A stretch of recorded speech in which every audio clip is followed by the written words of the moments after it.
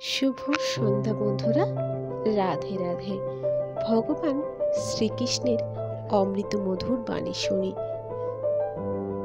ভগবান শ্রীকৃষ্ণ তার প্রতিটি উক্তিতে আমাদের মানব কল্যাণকর বাণী শুনিয়েছেন। তার প্রতিটি পদক্ষেপে আমাদের জীবনের সমস্ত সমাধান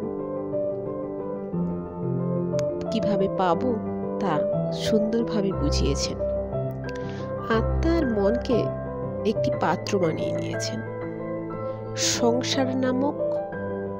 মানুষ সংসার নামক এই দুঃখের ঘরে বসবাস করে। ঘর সংসার ছাড়াও অন্য একটা সংসার আছে, যেটা ভগবানের দ্বার বা ভগবানের আশ্রয়, আমরা যাকে ভক্তি বলি। তাতে অপার সাধনা, সেই সাগরে অপার শান্তি লাভ করা যায়। যে সময় মাঝে মাঝে আমরা একা থাকি, মনে এমন ভাব আসে যে এই সব কিছুই তো আমার, তাই তখন সেই মুহূর্তে আমাদের কারোর প্রতি কোনো দুঃখ, কষ্ট, রাগ, ঘৃণা, হিংসে কিছু থাকে না। সকলের প্রতি দয়া ভাব এসে যায়। মন আনন্দে উৎফুল্ল হয়ে থাকে। কিন্তু এই স্থিতি মাত্র কয়েক মিনিট থাকে। কিন্তু আমরা ভগবানের চরণে বসে যদি এই স্থিতি মনে আসে, তাহলে সে দীর্ঘ সময় পর্যন্ত থাকে। কারণ ভক্তিভাবটা ভগবানের চরণের স্থানে এসে যে ভক্তিভাবটা প্রকাশ পায়, সে ভক্তিভাবটা অন্য কোথাও প্রকাশ পায় না। আর এই ধামে আসার পর সকল প্রাণীর মনে আনন্দ আসে। আর এখানেই আত্মার সঙ্গে মনের একটা সুন্দর স্থিতি তৈরি হয়।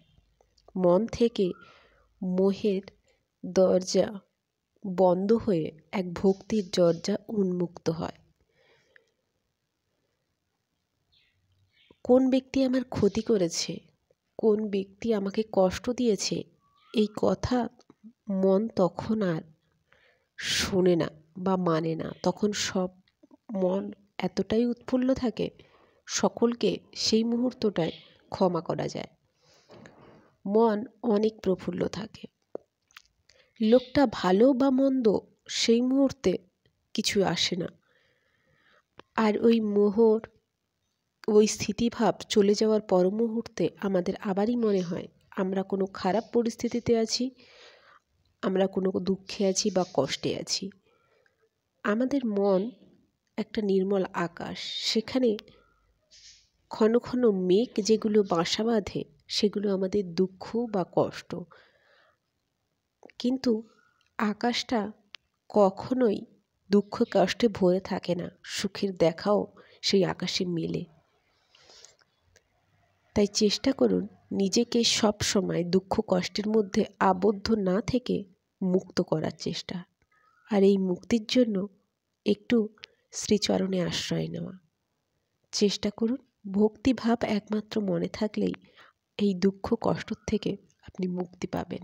রাধে রাধে।